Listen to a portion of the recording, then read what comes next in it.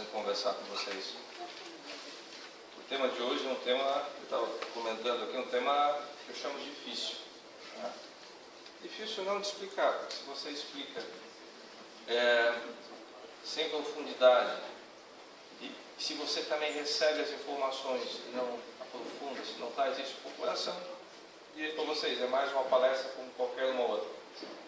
Agora, o tema em si, se a gente realmente levá-lo a sério, nos propondo a melhorar e tentarmos absorver ao máximo as informações que aqui estão da filosofia, da doutrina espírita, aí eu digo para vocês, é um trabalho árduo, um trabalho difícil, mas é uma recompensa. Nos vai fazer sairmos daqui mais leve, vivermos a vida de uma forma mais leve. O Espiritismo, senhoras e senhores, ele não é somente acreditar nos Espíritos. Espiritismo não é somente entender que o mundo espiritual interfere no mundo dos encarnados. Espiritismo não é só saber de cor e salteado o Pentateuco, os principais livros da doutrina espírita. Porque assim como nós criticamos tanto aqueles que falam da Bíblia com propriedade, que conhecem a Bíblia de cabo a rabo, decorada, mas que não a exercitam na vida, assim também existem os espíritas, e muitas vezes nós estamos inseridos no contexto, tá? E sabemos e conhecemos as passagens do Evangelho, conhecemos o livro dos Espíritos, conhecemos a Gênese e por aí afora, e outros livros fora do Pentateuco, e não exercitamos. Então, o que nos faz efetivamente sermos espíritas é colocarmos em prática aquilo que a doutrina prega. E entre as duas principais coisas, pagar o mal com o bem, que é uma decorrência daquela velha e antiga frase: fora da caridade não há salvação.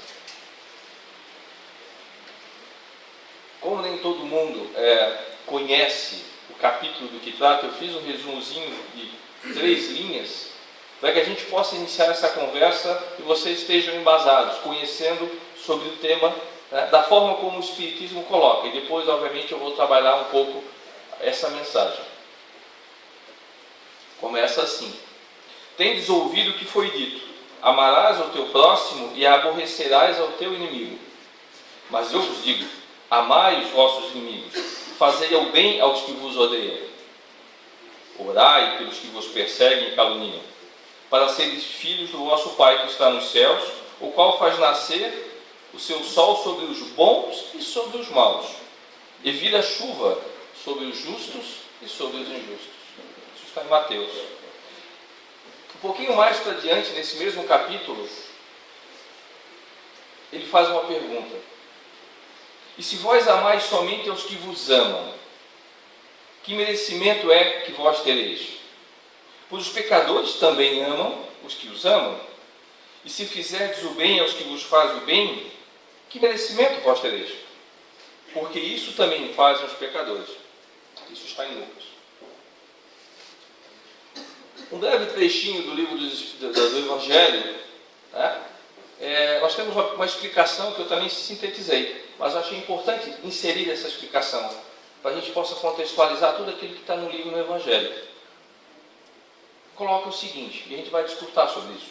Jesus não pretendia, ao dizer essas palavras, que se deve ter pelo inimigo a mesma ternura que se tem por um irmão ou por um amigo. A ternura pressupõe confiança. Ora, não se pode ter confiança naquele que nós sabemos que vai nos fazer mal. Amar os inimigos não é, pois, ter com eles uma afeição que não é natural, uma vez que o contato de um inimigo faz bater o coração de maneira inteiramente diversa de que quando estamos com um amigo. Mas é não lhes ter ódio, nem rancor, ou desejo de vingança. É perdoá-los sem segunda intenção e incondicionalmente, pelo mal que nos fizeram. É não opor nenhum obstáculo à reconciliação. É desejar o bem em vez do mal. Aqui eu paro de ler. Nós vamos agora começar a trabalhar. Então, a gente pode ter uma leve descrença ou se achar extremamente inferior quando nós entendemos que a palavra amar, da forma como está sendo colocada aqui, é eu amar um inimigo da mesma forma como eu amo um filho, como eu amo a minha esposa, como eu amo um amigo. O choque, e aqui ele diz, o coração bate diferente. E nós desacreditamos na nossa capacidade de perdoar, porque eu não consigo amar, então eu paro, eu sou inferior, eu não consigo chegar lá.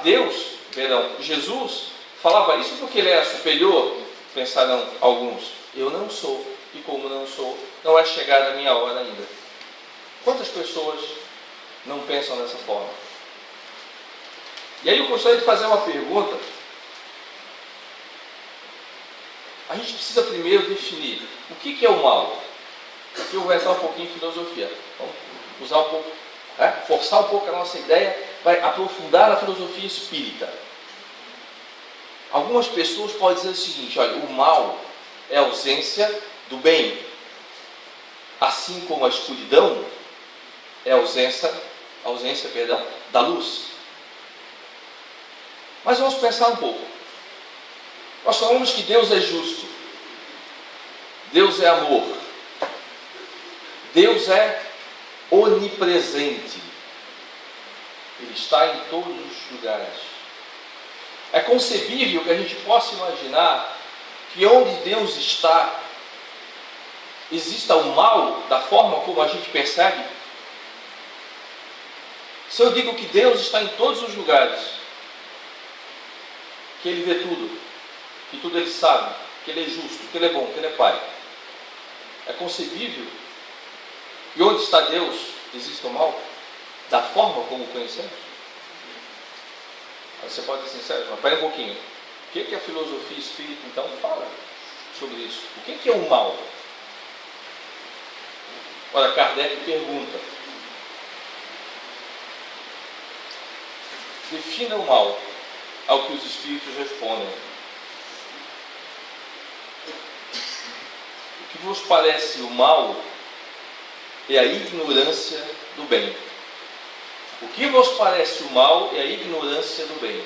A nosso desconhecimento, a nossa falta de percepção do bem. Nós sabemos que nós somos seres que estamos reencarnando. Nós sabemos que nosso planeta é um planeta que nós chamamos de expiação. É um planeta em evolução. O que é um planeta em evolução? Os espíritos que aqui estão, que reencarnam aqui, aprendem através de sua necessidade, a maioria pela dor do que pelo amor. Tanto é que pelo amor são tão poucos que são denominados santos, chamam a atenção.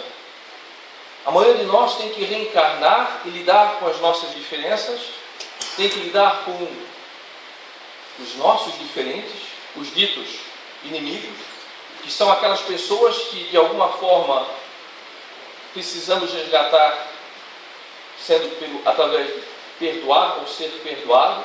Então nós vivemos num planeta que a necessidade, cuja necessidade de melhoria se dá através da caridade, do perdão. E isso não acontece sem dor. Infelizmente, nesse momento isso não acontece sem dor. Se todos estamos reencarnando nesse mesmo local, nesse mesmo planeta, é de se crer que, na mediana, o nosso nível de evolução é muito parecido.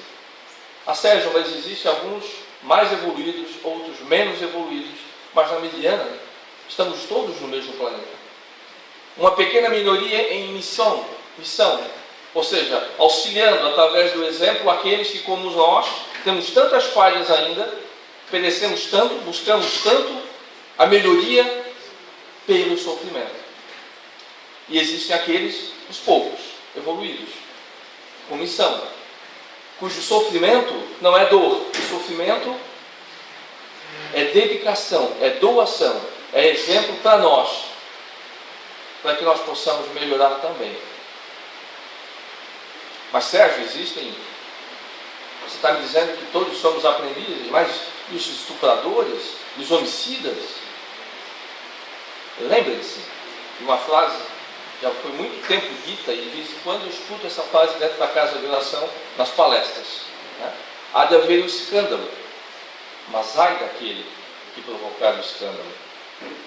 Em outras palavras, num mundo como este, em que espíritos encarnados e desencarnados experienciam as suas misérias, as suas mazelas e buscam a melhoria, aqueles inferiores, e aqui quando eu falo inferior, não no sentido de rebaixamento, inferior no sentido de que ainda não aprenderam a amar. Aqueles erros cometidos por esses irmãos, que poderão efetualmente ofender, magoar, machucar outros, obviamente eles responderão através da reencarnação.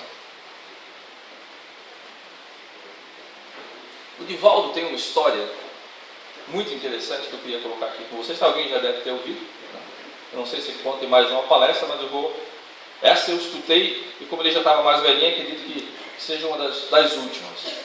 Eu não sei se alguém já sabe disso, mas o Divaldo, quando ele tinha 18 anos, ele tentou suicídio. E ele conta isso. Ele conta que com 18 anos ele estava indo muito bem, iniciando uma vida profissional. Era pós-guerra, então estamos falando de 1946, 47, e a economia naquela época mundialmente não andava bem, estava em recuperação. Brasil na época então terceiro mundo. Ele foi chamado porque a empresa precisava diminuir o quadro, e como ele era um dos mais jovens, ele foi demitido. Ele disse que aquilo mexeu com ele, ficou com uma dor no coração, um misto de revolta, de tristeza. Ele tinha uma família para sustentar, ela tinha uma irmã mais nova que precisava de cuidados. E quando ele estava indo no escritório receber o dinheiro, ele escutou uma voz que disse o seguinte: te suicida, não vale a pena ficar nesse mundo.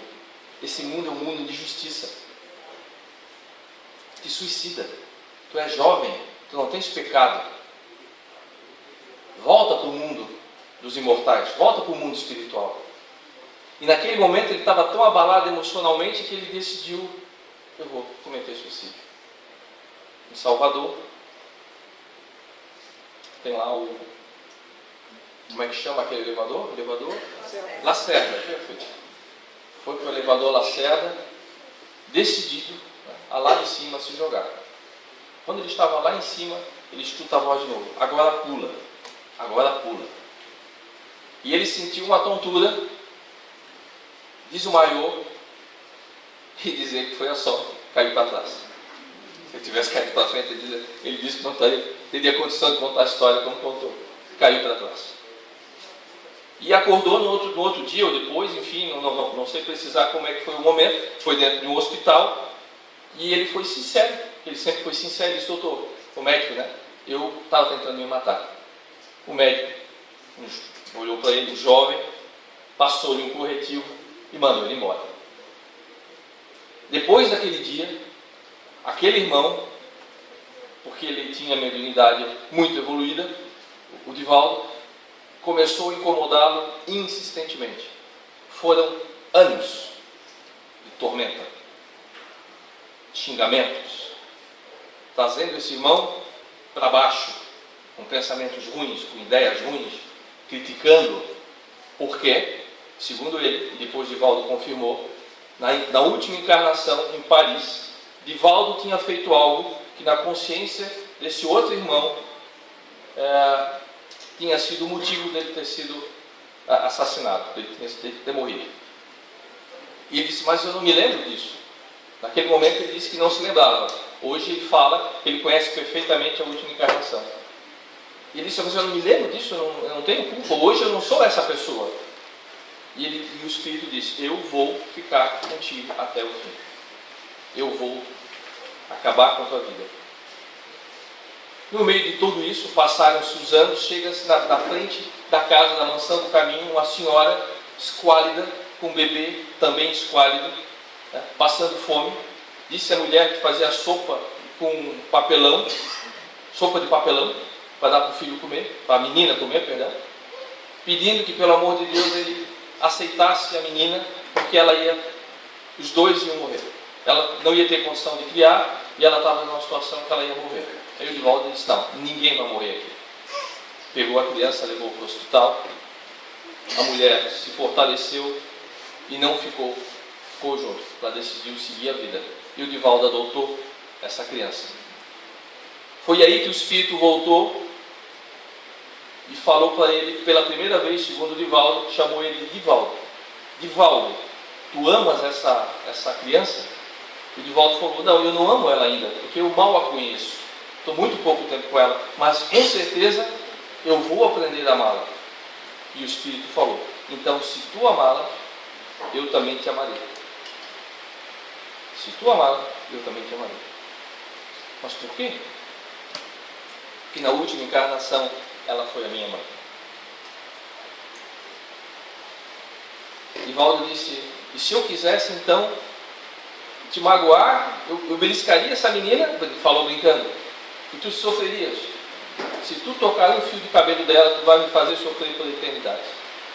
Então Divaldo falou: não, eu não vou fazer isso. Eu vou cuidar e vou amar essa criança. A menina cresceu, ficou com 15 anos, mas o Divaldo não entendia por que a menina não gostava dele. A menina evitava. A menina aparentemente tinha raiva. E quando ela fez 15 anos, ele chamou ela, colocou numa sala e disse o seguinte: agora, fechou a porta, tu vais me explicar o que eu te fiz. Porque eu te amo, eu te trato bem, eu cuido de você com carinho, não te falta nada. Ela disse: mas eu tenho medo de ti. Por que tu tens medo de mim? O que eu fiz? Ela disse: eu não sei. Foi então que o Divaldo achou que ela já tinha consciência e cabeça para entender a história. E ele contou: né? Tu foste mãe de um inimigo meu. Muito provavelmente, por tu ser mãe dele, tu ficou com essa percepção de que eu fiz mal para ele e vou fazer mal para ti. Mas acredite, eu nunca farei mal para ti, eu te amo. Quando o Divaldo encerrou a palestra, essa história, ele comentou que aquela menina, então com 15 anos, havia se tornado posteriormente uma das filhas mais carinhosas que ele tinha. E aí vocês vão perguntar para mim: sabe, o Espírito? Na palestra filmada, Divaldo fala que o Espírito se tornou um dos grandes amigos que ele tem até hoje. Inclusive foi o Espírito que pediu, que estava ali com ele, conta a nossa história. Por que eu estou contando essa história para vocês? Para vocês aprenderem comigo, como eu aprendi com essa história, que muitas vezes aquilo que está aparente na nossa frente, né, tem razões que a gente desconhece e que talvez só vá conhecer um pouquinho mais lá na frente, quando nós desencarnarmos, que nós vamos entender o porquê de algumas coisas que não fazem sentido na nossa vida. Por que nós vamos entender algumas antipatias gratuitas? Aquela pessoa não me fez mal, não me fez bem, ou aquela pessoa me fala qualquer coisa, parece que aquilo me magoa, aquilo me choca, aquilo me faz mal. Temos que entender que o mundo espiritual convive conosco o tempo todo e que as nossas ações no mundo carnal podem ajudar não somente as pessoas a qual eu vejo, mas pelo meu exemplo, as pessoas que eu não vejo. Eu posso transformar um inimigo em um amigo, em uma encarnação, sem sequer conhecê-lo, pela minha postura nessa encarnação.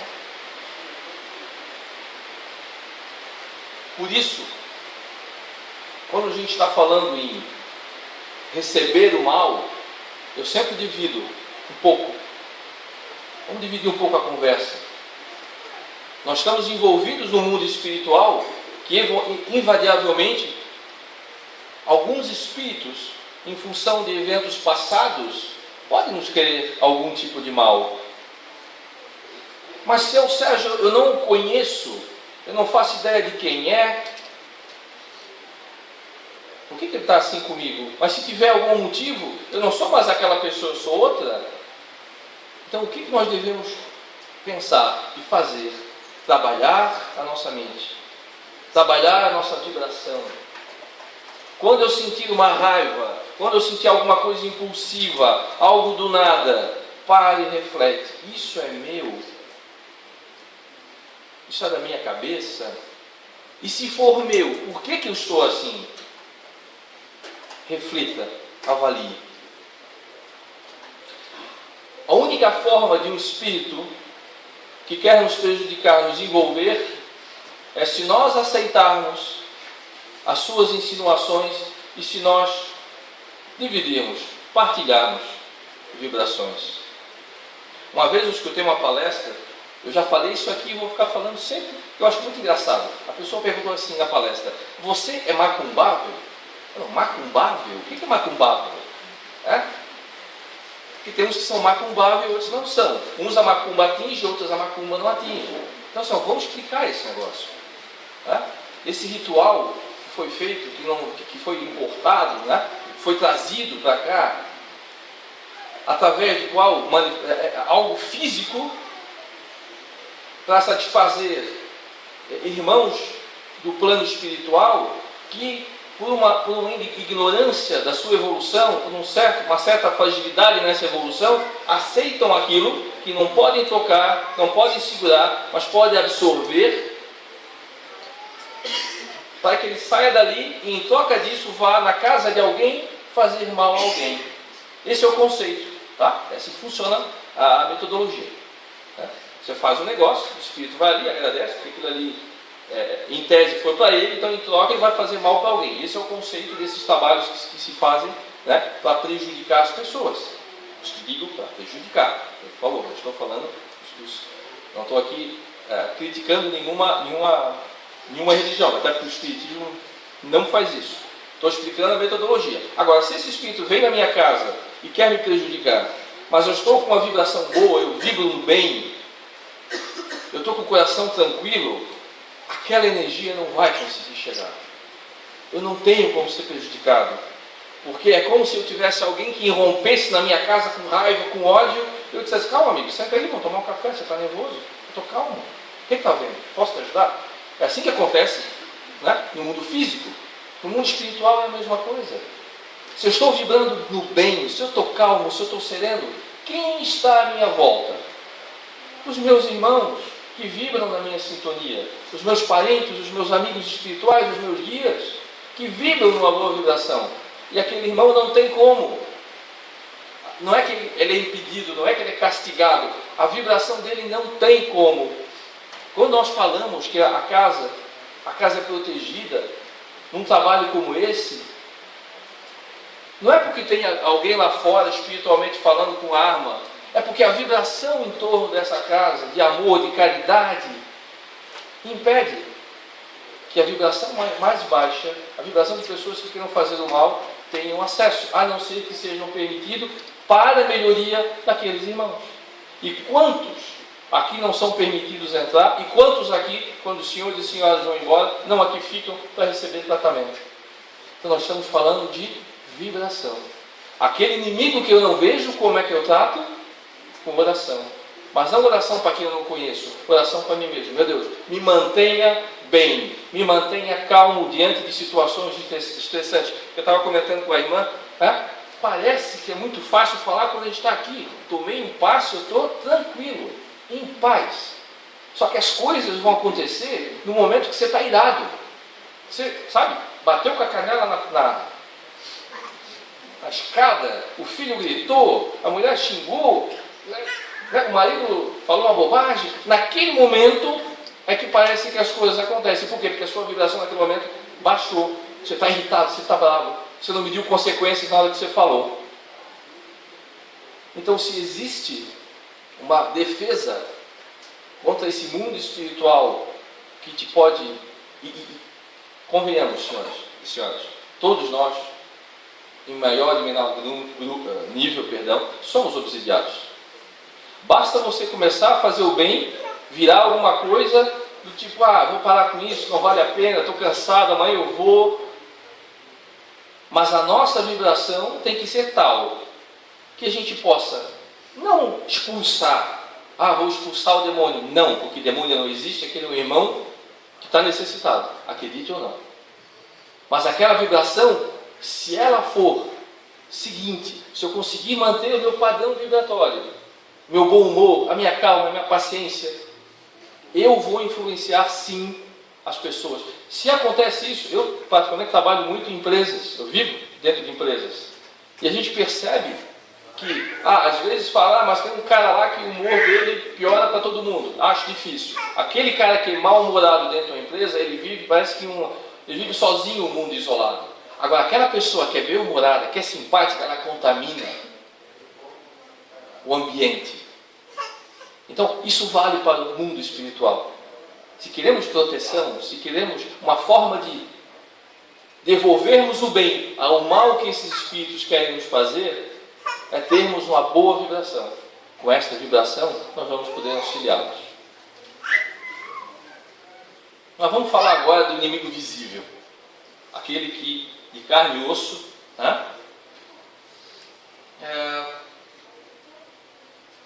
mais uma vez, todos nós, reencarnados, temos as nossas personalidades, conhecemos muito a personalidade de algumas pessoas que estão à nossa volta, mas nós não conhecemos, nós não percebemos, nós não temos essa condição de saber quem essa pessoa foi no mundo espiritual em encarnações passadas. O trabalho da reencarnação, essa bênção que Deus dá para a gente, é nós vivenciarmos e experienciarmos as diferenças. E com os nossos dons, uns nesse momento voltado para o lado intelectual, um pouquinho moral, outro físico, enfim, essa multiplicidade de dons, nós aprendemos a conviver. Porém, infelizmente, a coisa não acontece dessa forma. Como é que eu vou explicar para vocês quando duas crianças decidem brigar? Uma bateu com a cabeça no joelho da outra. A outra disse assim, tu bateu em mim. E vai lá e revida. Aí a mãe, o professor, diz assim, mas querido, ele não bateu por querer. Não quero saber, ele bateu em mim e eu estou revidando. Aí o outro que bateu sem querer fala assim, eu bati sem querer, mas já que ele bateu em mim agora, eu também vou revidar. Porque ele bateu em mim com vontade. Certo? E o que a mãe, o pai, o instrutor, infelizmente às vezes o professor, que isso acontece em sala de aula, vai ter que fazer? Ele vai ter que explicar para aquelas duas criaturas que ainda não têm essa percepção, essa maturidade para entender que aquilo foi um engano, que perdoar é melhor. Olha, esqueça a briga, aí do lado tem um parquinho, vão se divertir. Esqueçam isso. Amanhã vocês já são amigos de novo. Não é assim que a gente ia falar? Então tá bom, vamos levantar esse exemplo para nós. Nós somos espíritos em evolução. Muitas coisas que eu estou colocando aqui para vocês, e às vezes, isso serve para mim, mas às vezes você pode pensar assim, Sérgio, mas eu não consigo perdoar. Porque eu não consigo entender o porquê do perdão. Porque eu não consigo entender o que eu vou ganhar com isso. Eu vou perdoar, ele não está nem aí para mim. Ele quer meu mal. Mais uma vez, a reencarnação e vibração. Bom, se eu estou reencarnando perto de uma pessoa difícil, seja no meu trabalho, seja na igreja, na casa espírita, enfim, na família, que nós colocamos que a família é o primeiro centro, o primeiro núcleo de diferenças, vamos dizer assim, que pode existir, acontece na família. Quem não ouviu falar nunca da famosa ovelha negra, que é justamente aquela pessoa que precisa da ajuda. Quando nós vivenciamos isso, e somos espíritas, nós sabemos que essas dificuldades que esse irmão tem, talvez sejam para ajudar também a minha superação. Ele vai aprender, talvez pela dor, pela personalidade dele, pelos atos dele. E eu vou ter que trabalhar em função disso a minha paciência e a minha caridade. Eu vou ter... Está lembrado que eu falei da vibração dos espíritos? Não funciona só com os espíritos. Eu tenho que trabalhar a minha vibração, para que eu continue sempre bem, independente de quem esteja no outro lado.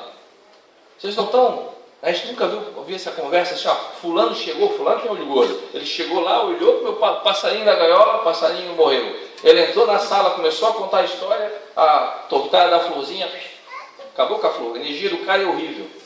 Né? Eu já escutei um monte de vezes isso. Outro cara tem um olho pesado, tal, cuidado. A energia dessa pessoa efetivamente pode ocasionar isso. Mas porque ele tem essa energia, eu vou permitir que essa energia venha para mim e eu absorva? O que é mais interessante? Obviamente aqui eu estou me abstendo, né, de emoções mais fortes. Mas o que é mais interessante? Eu dividir uma raiva comigo, com algum de vocês, ou eu ficar de coração tranquilo e dizer, meu irmão, vai em paz. Tu estás com raiva, eu não estou, segue a vida.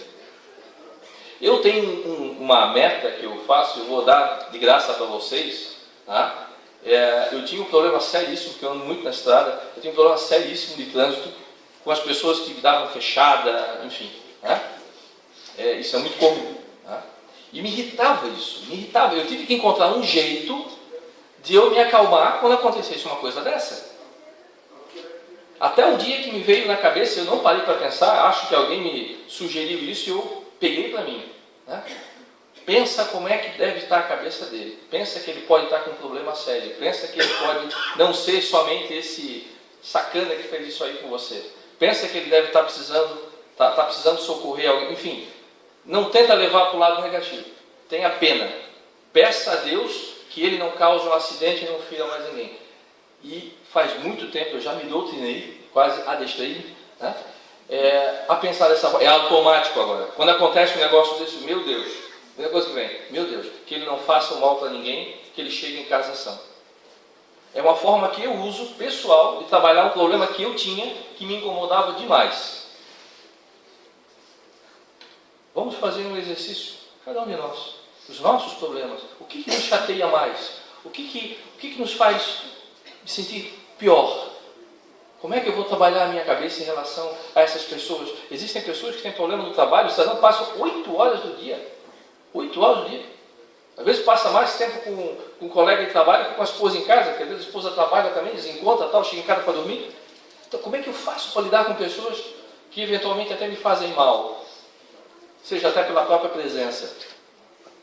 Saber trabalhar a energia, saber trabalhar. É por isso que quando a gente fala em perdoar, perdoar não é somente fazer o bem ao outro, é fazer o bem a você mesmo. Quem perdoa, sai com o coração leve. Eu digo mais, se não souber perdoar, aqui vai outro conselho de graça que eu faço, porque às vezes eu também não sei perdoar. Não sou melhor aqui porque estou aqui na plateia não, aqui em cima não. Tem casos que eu também não sei perdoar. Só que eu aprendi, quando eu não sei perdoar, o primeiro fato é esquecer. Porque se eu esqueço, aquela pessoa sai da minha cabeça. Se a pessoa sai da minha cabeça, eu não vivo mais a imagem dela. Se eu não vivo mais a imagem dela, meu coração está tranquilo, eu volto a ficar tranquilo. Até o momento que aquela pessoa possa estar perto de mim e eu consiga trabalhar as minhas emoções com ela. Notem que não tem fórmula, não tem manual, é muito pessoal e é muito da vontade de cada um de vocês de querer fazer esse trabalho pessoal. E aí eu tenho uma terceira pergunta. Nós já falamos dos inimigos desencarnados, dos inimigos encarnados, mas eu pergunto para vocês, são todos inimigos? Ou é a nossa percepção de que as pessoas são inimigas nossas?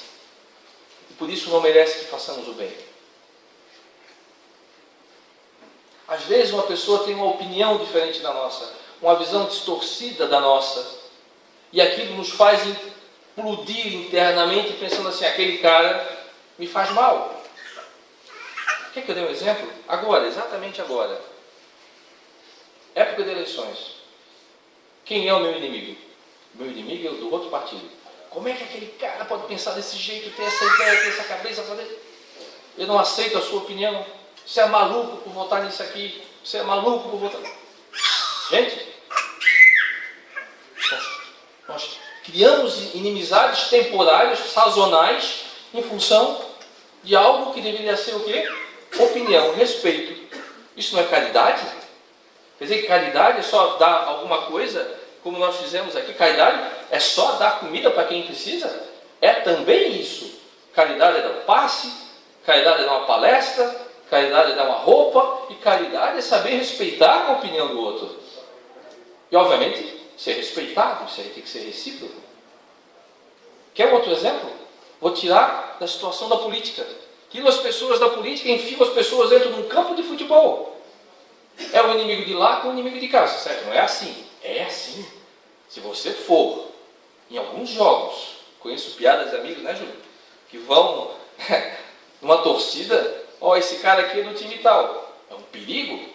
Isso para contar piada. Em São Paulo, no Rio de Janeiro, isso dá morte. Porque a pessoa no outro lado, com aquela outra camisa, simboliza o inimigo. Mas é só na política? É só no esporte? É só no esporte? E nas escolas? Você sabia que existem gangues em escolas? Em que a turma do lado de cá é inimiga do lado de lá, vou te pegar no final. Essa aqui, infelizmente, em algumas escolas, onde a droga é transitada, não se transita muita droga, existem gangues que vendem, existem inimigos dentro da escola. Existem inimigos dentro da religião. Fulano é muito bom, muito querido, olha, uma pena. Por que, Gumara? Porque é daquela religião. Está lhe fazendo mal? Vai lá, reza a hora, faz a parte dele. As convicções dele não me interessam, desde que ele faça caridade, desde que ele deixe eu fazer a minha. Se eu for racista, o inimigo quem é? É outra cor. Ele é o inimigo. Se eu for homofóbico, que tem a escolha diferente, é o meu inimigo. E aí eu pergunto para cada um de vocês, onde é que está o inimigo? Esse inimigo está aqui. E não diga que é espírito obsessor. Não diga que é espírito obsessor. São essas ideias que a gente compra como reais e vivencia.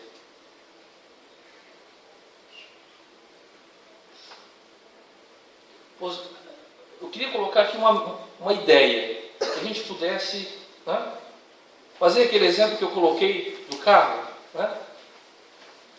Quando alguém nos magoa, quando alguém nos fala alguma coisa que nós não gostamos, seja um amigo, seja um familiar, isso acontece muito em família, né? No trabalho, vamos fazer um pouco, a palavra chamada empatia. Deixa eu me colocar um pouquinho lá. Esse cara não é assim, hoje ele está assim. Eu sempre digo, né, quando eu vou visitar as empresas, eu digo assim, olha, o dia que a minha mulher me chutar a canela, provavelmente no meu sorriso não vai ser o melhor. Eu vou dar o meu melhor, mas eu não vou estar tão feliz assim. Tem pessoas que infelizmente não conseguem diferenciar, elas trazem para dentro, mas não trazem porque querem, trazem porque infelizmente não tiveram a capacidade, não conseguem, estão em evolução. O defeito dela é aquele, como o meu defeito é outro. Então essa pessoa talvez não consiga fazer um filtro. E ela traz para você isso. Mas se você for um pouco paciente, fazer essa empatia, você dá a tolerância, se aquilo ali se repete, o que eu faço? Eu me afasto e a pessoa vai perceber que aquilo não está agradando. É natural. Agora, o afastar-se, não afastar-se com raiva, com ódio, com rancor. Afastar-se, meu irmão. Eu acho que nós não estamos em condição de ter uma boa amizade por enquanto. Nós temos opiniões diferentes, sentimentos diferentes. Então pronto, antes que nos tornemos inimigos, vamos cada um viver a sua vida, cada um seguir o seu caminho. Nos colocar no lugar do outro, tentar a empatia. Gente, isso é muito difícil.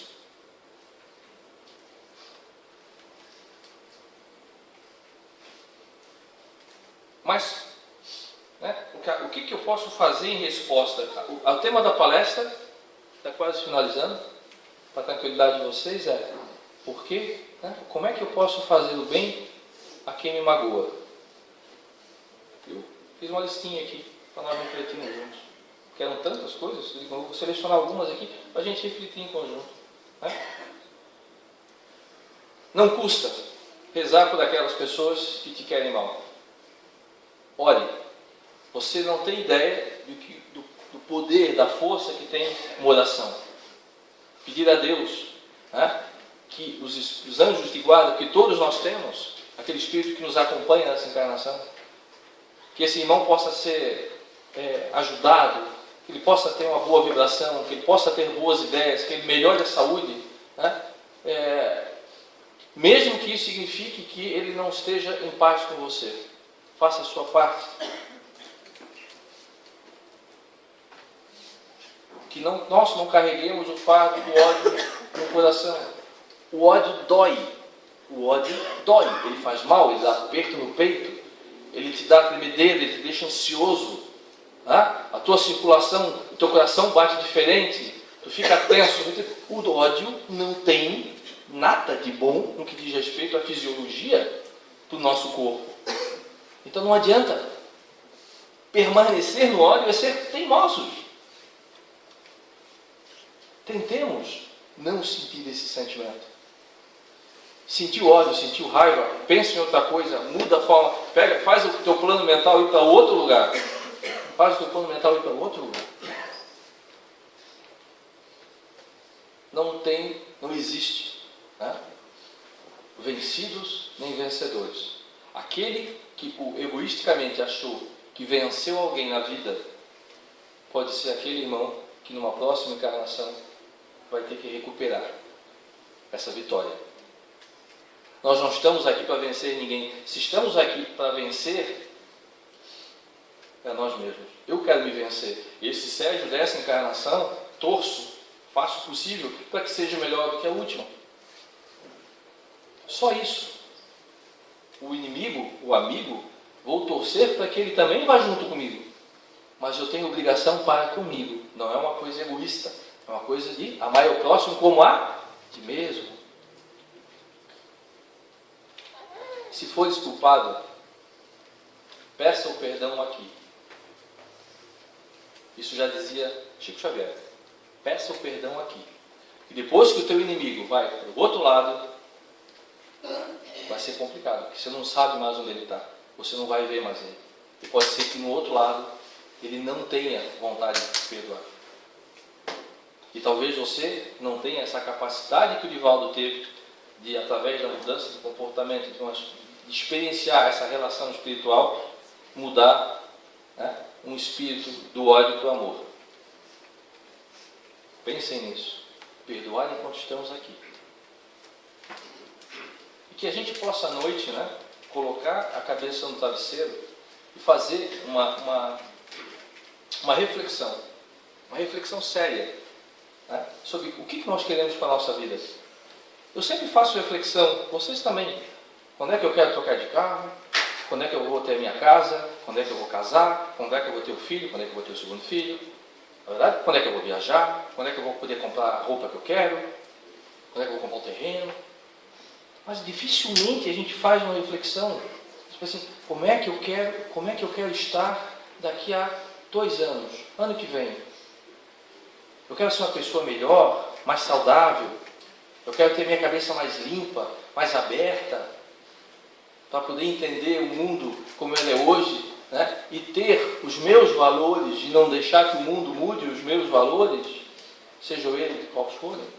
Ou se precisar mudar, será que eu preciso mudar? Então, se eu preciso mudar, qual valor eu quero ter? Gente, parece até coisa de filósofo, né? Mas esse tipo de coisa a gente não faz. A gente pode ficar discutindo com a esposa vários planos para qualquer coisa material, mas dificilmente a gente discute os valores espirituais. Por que nós estamos no mundo de expiação? Por que nós estamos no mundo de evolução? Justamente por isso. Porque precisamos aprender um pouco a mudar a forma de pensar. A gente age nessa vida como se fosse levar tudo, né? Não leva nada. Então por que a gente... E se acreditamos que existe um mundo espiritual, se acreditamos que os nossos valores nos fazem como pessoas, que nós podemos nos tornar pessoas melhores e evoluir, por que não colocar isso em prática? Para finalizar, já que eu comecei contando uma história do Divaldo, eu vou terminar contando outra dele. Na verdade, ele não é dele, é só que ele contou, né? De um cidadão na guerra, na década de 70, na guerra dos Vietnãs, um um piloto, né, que atacava o Vietcong, do outro lado vietnamita, recebeu uma rajada de tiros e caiu. Mas antes de cair, o piloto ejetou o assento e subiu. Conseguiu se safar, não morreu. Só que ele caiu na mão do inimigo. E lá ele ficou durante muitos anos.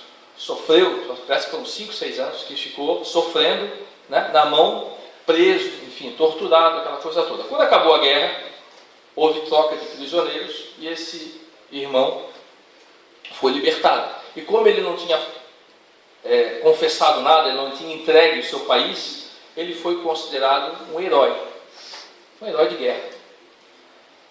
E, passado muito tempo, ele estava em Nova York, ele foi dar uma palestra, e depois acabou a palestra, ele estava lá num lugarzinho, um barzinho, diz ele, né? E de repente ele olhou assim, viu uma pessoa olhando para ele assim, meio desgueio, assim. Não sabia quem era, pegou, levantou e saiu. E até olhou para trás, aquela pessoa seguindo ele. E ele olhou e ele viu, opa, é um vietnamita. Agora eu não sabia se era da época se ele era da turma, né, que atacava ou da turma do inimigo, né, do ex-inimigo. Né? E aí ele resolveu encarar. Ele virou e disse, o que você quer comigo? Você está me encarando no bar? O senhor é um fulano de tal, que é famoso? Eu dou palestra tal, que foi lá e ficou preso, que não entregou o seu país, tal. Não sou eu mesmo. E você quem é? Não, eu era um simples cabo, eu fazia parte do regimento do pessoal que montava os paraquedas. E eu tenho a honra de dizer que no seu avião, o paraquedas quem montou fui eu. Diz que ele ficou olhando assim, foi você que montou? Fui eu que salvei a sua vida. Mas ele não falou aquilo com egoísmo, ele falou aquilo com alegria. Olha, fui eu que salvei a sua vida. Estou feliz, porque o senhor também fez a sua parte. Muito obrigado, eu só queria lhe dizer isso. Ele pegou e virou as costas e foi embora. Né? E aí o que o Divaldo coloca com essa história? Né? A gente tem que cuidar muito bem das pessoas. A gente tem que vivenciar, experienciar a nossa vida, sempre querendo bem, sempre perdoando, sempre levando em consideração os erros dos outros, porque a gente nunca sabe quem é que vai preparar o nosso paraquedas. A gente nunca sabe. Aquela pessoa que hoje pode ser teu inimigo, pode ser a pessoa que pode te ajudar lá na frente. Porque o mundo ele é transitório. Os mundos são transitórios. Hoje eu sou o autor do crime, e eu posso lá na frente ser a vítima. Mas não a vítima porque Deus Deus julga e paga, como uma consequência. E muitas vezes, se esse irmão for superior, se ele pagar o mal que eu fiz com o bem, ele vai montar o meu paraquedas. Ele vai me proteger, ele não vai me deixar cair. Quero agradecer a vocês, né? Obrigado pela paciência. Espero que a mensagem tenha chegado no coração de cada um de vocês. E até uma próxima oportunidade. Muito obrigado.